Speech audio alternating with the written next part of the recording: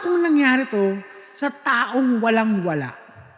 Yung taong walang perang pambayad for medical procedures like CT scan?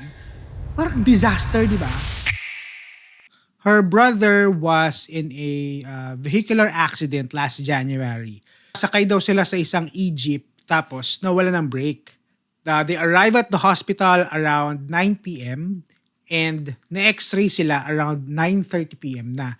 So the whole time na naghihintay yung kuya niya na ma-x-ray, nagko-complain ng pain sa tagiliran. After 1.5 hours, no, 11 p.m., they were able to talk to the doctor.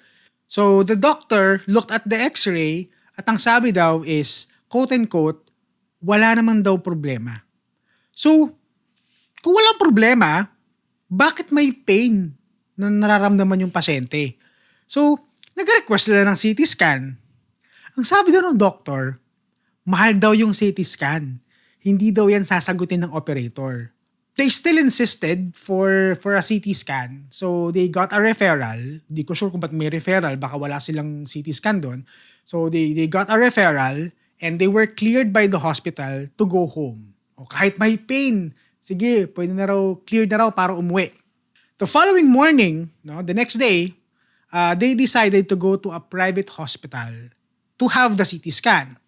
They were checked by a trauma surgeon for a physical exam.